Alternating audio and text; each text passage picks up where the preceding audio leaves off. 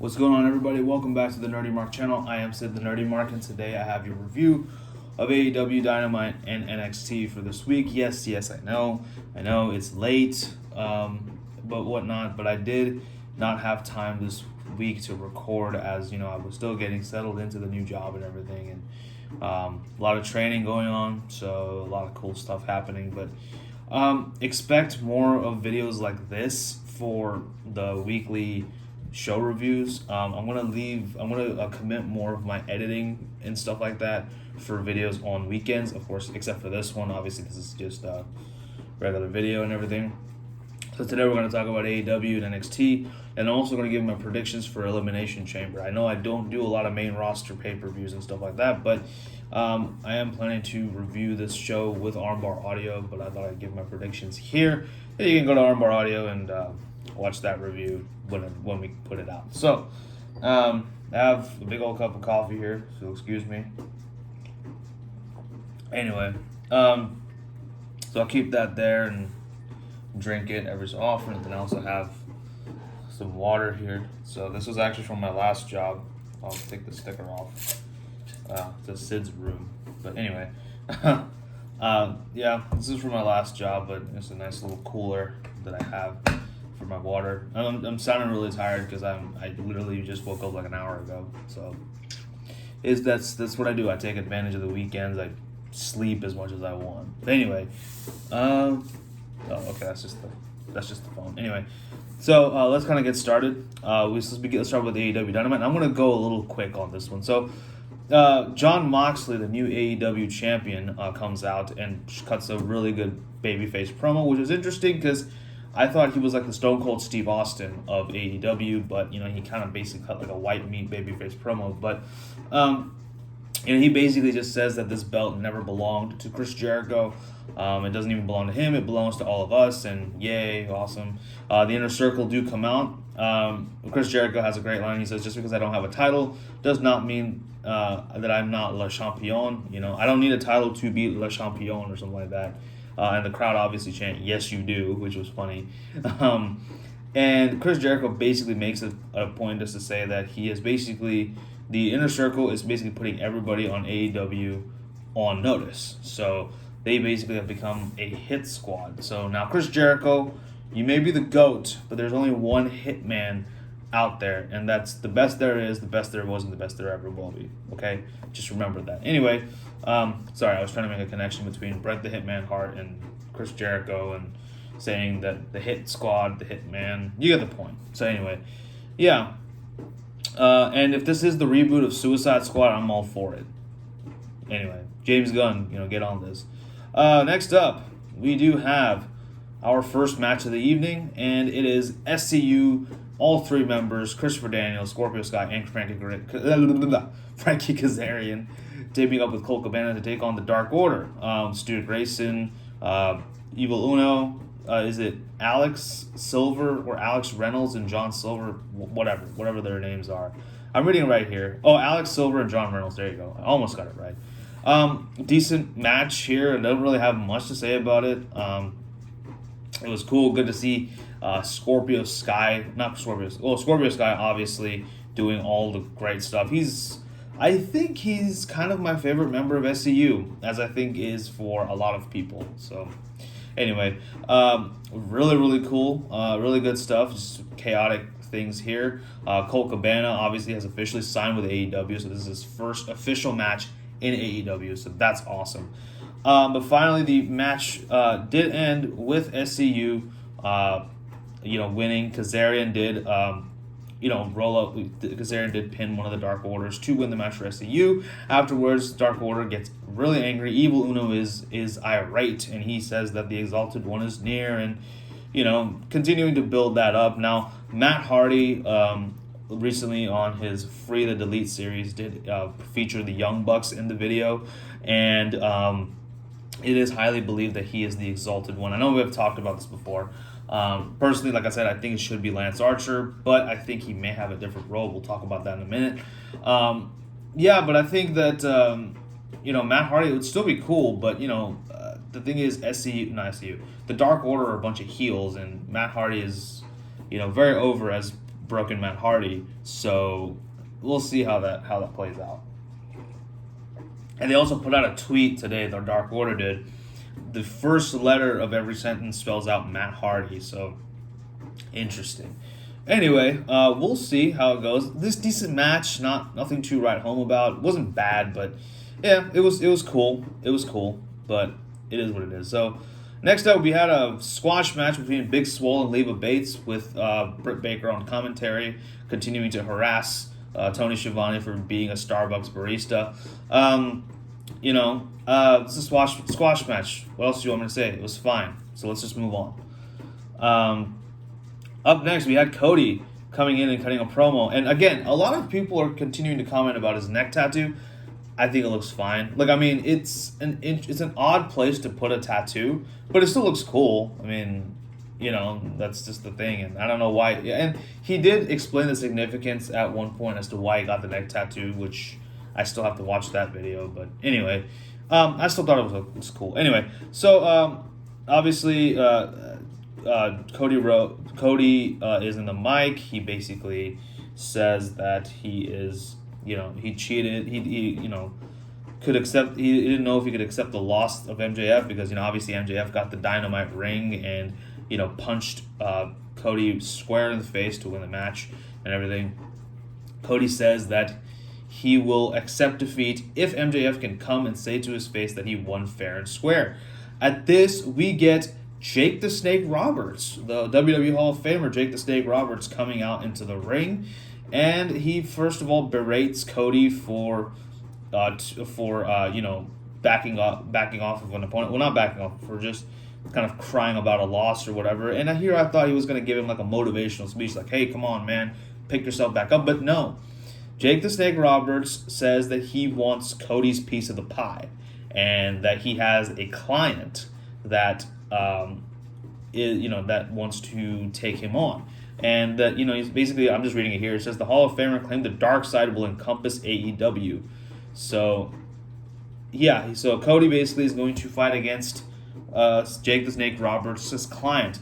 Personally, I think that is going to be Lance Archer, although, like I said, I would rather have Archer be the Exalted One. And there's a whole reason for it. Like I said, I actually have a fantasy booking series that I want to do on this channel. I know the secret is out, but I want to do that, and it's gonna be the first one is gonna be the Exalted One, but I'll probably do them once a month.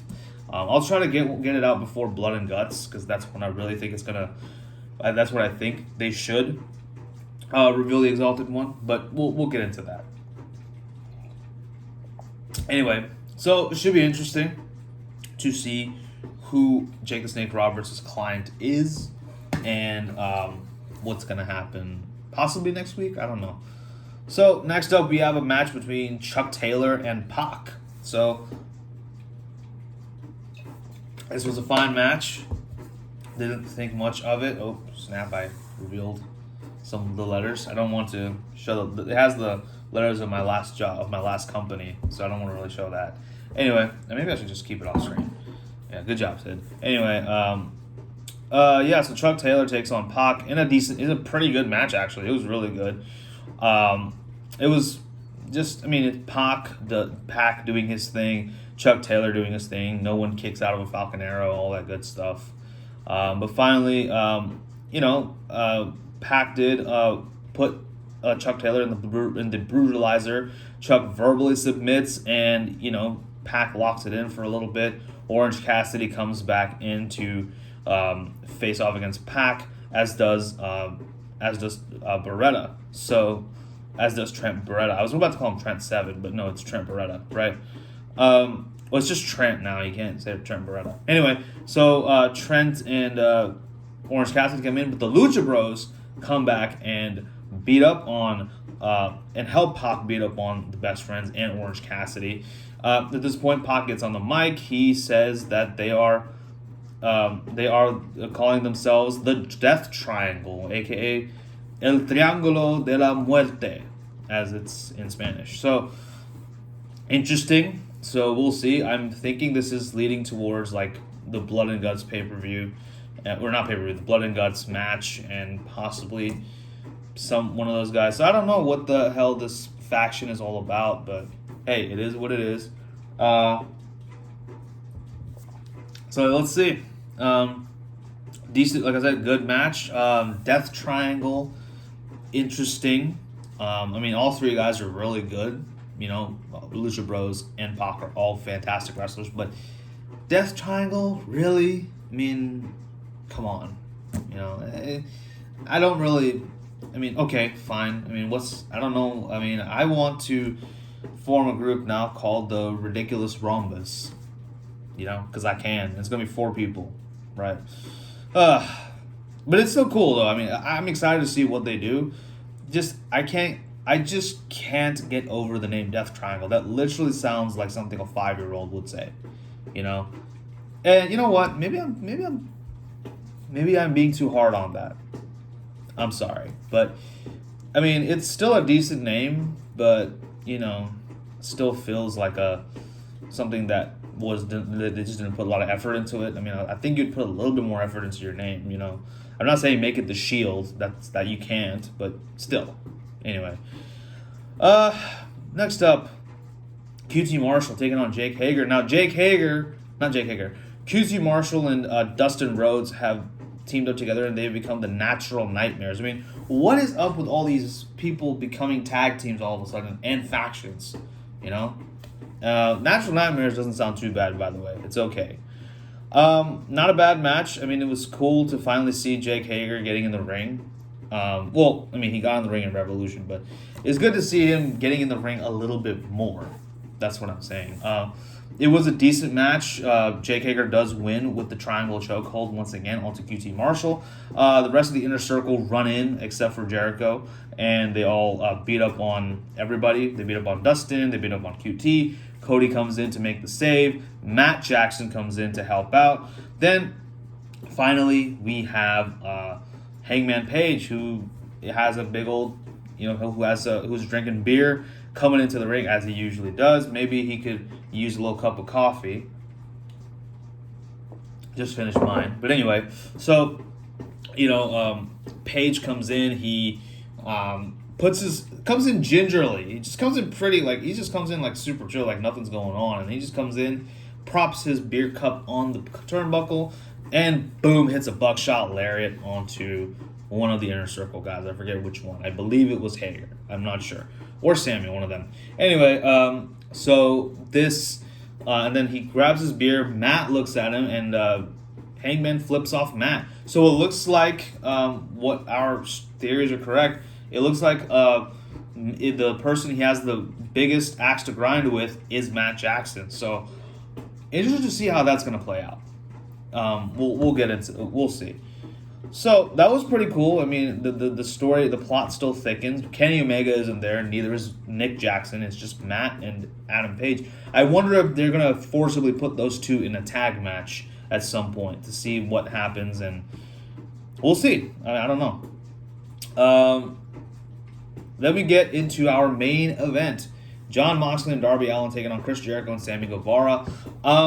Darby Allin comes into the ring normally. As Jon Moxley's making his way, the rest of the Inner Circle come in and they beat him up and they basically incapacitate him for the whole match. So it's basically Darby versus Jericho and Sammy. So it's like a handicap match. And this was a really good match just because of Darby Allin. Darby Allin does lose the match, you know, with Chris Jericho hitting a Judas effect as Darby Allin does a suicide dive and then sliding him back into the ring, helping Sammy Guevara get the pin. This is basically like Retribution for Revolution. Weird. Retribution for Revolution. Say that 5 times fast. Anyway, but Darby Allin looked like $1 million in this match. Even in defeat, he looks really good. So I am very excited with the direction they're going with Darby. I do hope this leads to an AEW title shot at some point, or like I've been talking about for so many days across several videos, a mid-card title. We need a mid-card title for AEW, something that's like the workhorse title, and then go into the big one. Like, just get that natural progression going. You know what I'm saying? We need to see that. I really want AEW to bring out the Intercontinental title. That would be the thing. I'm going to keep saying it until it happens. Anyway, so yeah, finally the match ended, like I said, with the Inner Circle being victorious. Jon Moxley came out, tried to beat up on Inner Circle, but of course the numbers game takes the advantage. They finally end out AEW by all 4 or 5 of them hitting basically a Shield power bomb onto Jon Moxley, and they all put their, I'm not going to do it, but they all put their middle fingers in the middle like how the Shield used to do, when they did the little fist bump. So that is a little bit of insult to injury. But anyway, yeah, that's how we ended Dynamite. So very intense, pretty sweet episode of Dynamite, I have to say. Like, a lot of storylines getting progressed. Matches were decent, nothing to write home about. None of them made it onto my list of best matches of March. So we'll see. I might add Moxley and Darby versus Jericho and Sammy just because of Darby Allin, but we'll see. But for now, let's move on to NXT, which began with the first of 2 steel cage matches. Dakota Kai taking on Tegan Nox in a hellacious match. Of course, Raquel Gonzalez, the newly acquired muscle of Dakota Kai. She's in the back. Well, she's on the corner of Dakota. Oh, excuse me. And this was a good match. I mean, I think it's perfect for these 2 women to end off their rivalry in a cage. So it was good. It was fun. It was hard hitting. Did expect, like I said, still wish there was a little bit more brutality in this match. Could have been a little bit better, in my opinion. I mean, it was still good. Like, Tegan hits all the shiniest wizards and Dakota Kai hitting all the kicks. I mean, it was great. It was fine. Match finally does end, though, in a bit of a controversial fashion because Dakota Kai is down and Tegan Nox is climbing out of the cage. Raquel Gonzalez comes in and shoves the cage door onto Tegan Nox, who is about to climb out the cage and win, and it allows for Dakota Kai to slide in out through the door to win the match. So I wonder if this rivalry is still going to go on, or if it is going to just, we're just going to have these 2 converge in different paths. Who knows? I'm still interested. I do feel like, there's going to be a ladder match to determine the number 1 contender for the NXT Women's title at Tampa Bay, which is kind of weird because I would have, okay, fine, whatever. I guess that makes sense just because I don't think the title, the women's title is going to be defended at Tampa Bay because obviously Charlotte and Rhea are going to have the match at WrestleMania. But anyway, so I think that was interesting. But so I'm thinking Tegan and Dakota are going to be added into that match somehow. But that should be cool. And we'll stick with the women's division for now because as I talk about this ladder match, it's a great segue into this next match because Chelsea Green, the client of the Robert Stone brand, takes on Shotzi Tankheart because, she comes in the tank, but Shotzi Blackheart. It was a pretty decent match. It wasn't anything to write home about, but it was good. It was good. I liked it.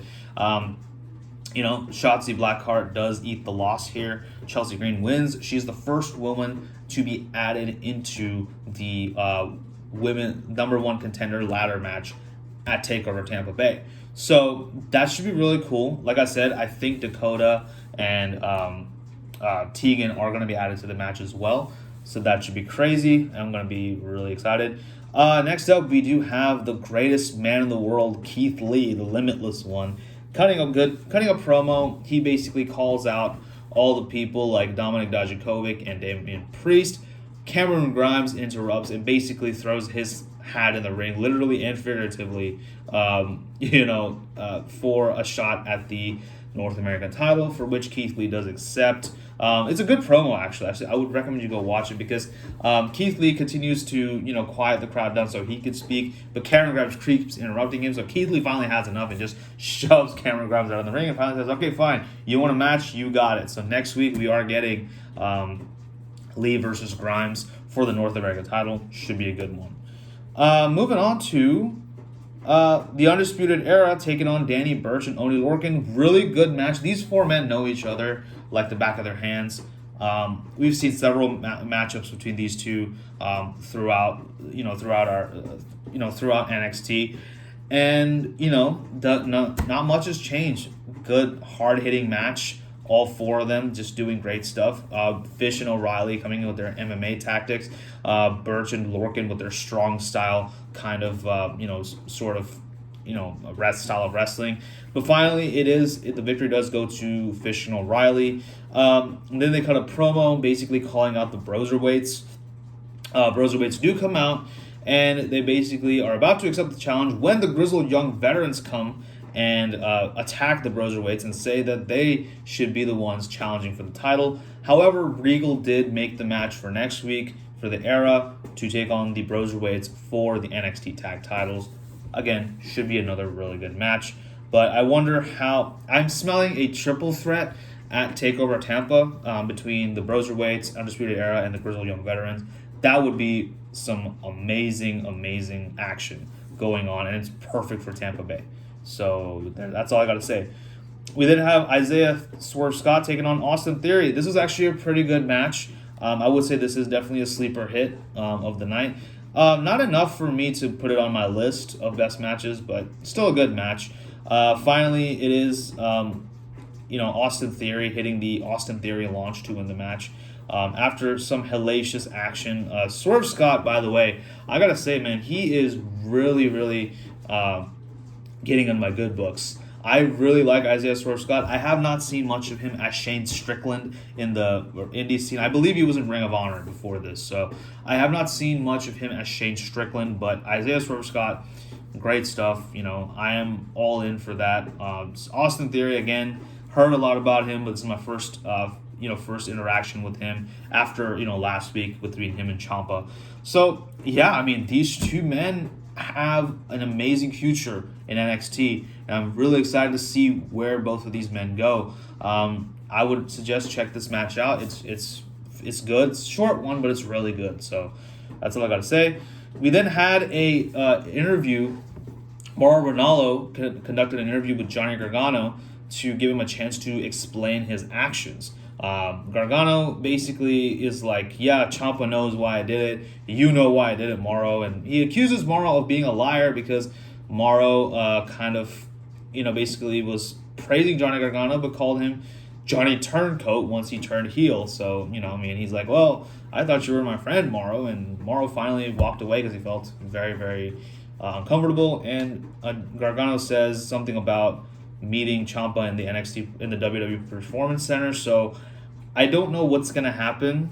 I definitely think that match is happening at Tampa Bay, but the build up to it is a little bit confusing. Yeah, I know we had a promo from Ciampa and we have a promo from Gargano.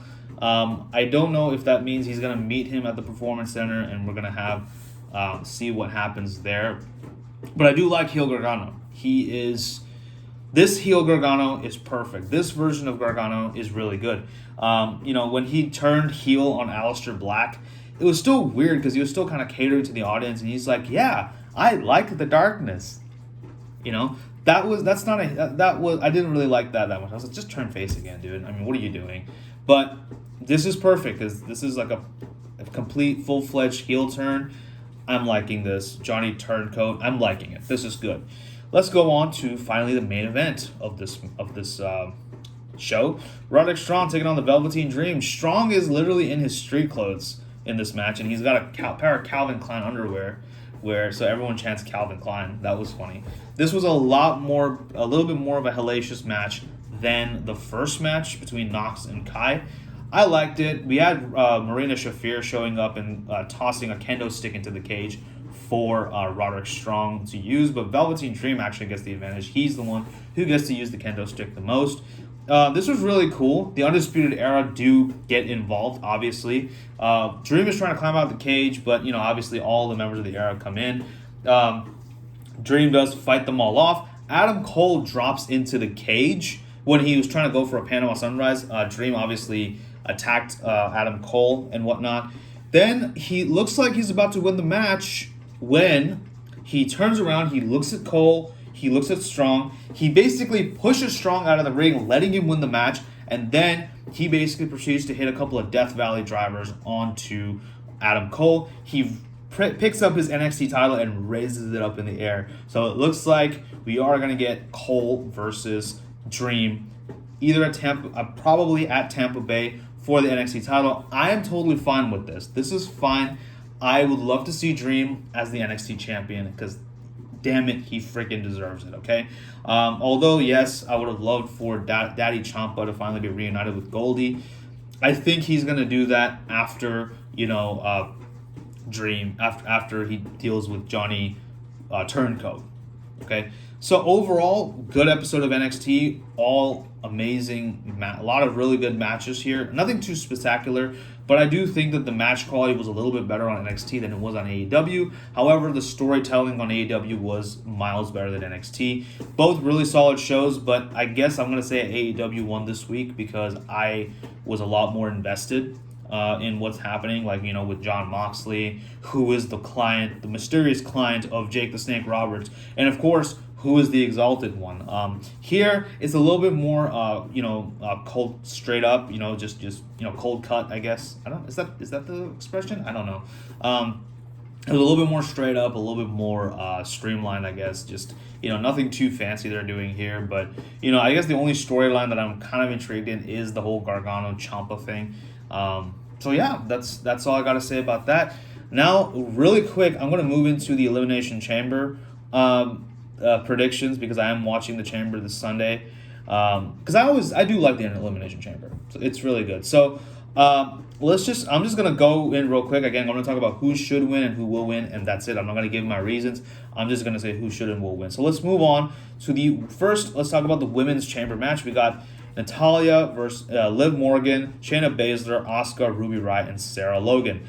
I think that Shayna Baszler should and will win this match. I mean, that's what it's been leading to anyway. So yeah, let me have the Intercontinental Championship match. Braun Strowman taking on Shinsuke Nakamura, Sami Zayn, and Cesaro in a 3-on-1 handicap match. I forgot that we have an Intercontinental Championship. I totally forgot. But I don't really give a shit about this match, frankly. But I know that Braun Strowman's going to win. I guess I want Nakamura to win. The only thing I want to happen is for Strowman to lose and Nakamura to just attack Sami Zayn and just be like, screw you, I don't need you anymore, and then leave. I wouldn't mind Cesaro being managed by Sami Zayn at some point. I know I said I wasn't going to talk about why, but I just have to mention this. So I think, honestly, at this point, I'm just really, really disappointed in the way they booked Cesaro and Sami Zayn and Shinsuke Nakamura. I think it should be. I mean, I think Braun Strowman is going to win this. I mean, cool, good. They're giving him a title run. Great. I mean, you're like 2 years late, but hey, better late than never, I guess. Then that's the attitude of main roster WWE. Oh well.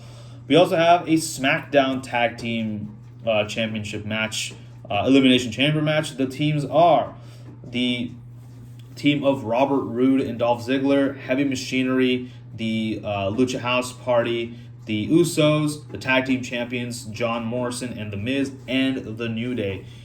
I think that The Miz and Morrison should and will win. It is technically their first title defense since winning the Tag Team titles. Well, I think they should win. I do feel like the New Day is going to win for some reason because they like to have the New Day have the titles. I don't know. Yeah. We then have a match that I'm actually really looking forward to. Aleister Black taking on AJ Styles in no disqualification. Oh, wow. I didn't know that. I think Aleister Black should win this match, and I think he will win this match, and it's going to be a barn burner. This is going to be a really good one. If they allow these two to just do whatever the hell they want. Well, that's why no DQ. Next up, we have the Raw Tag Team titles being defended by the Street Profits against Seth Rollins and Murphy. I think the Street Profits should win this match. I do feel like that Rollins and Murphy are going to win this one, though.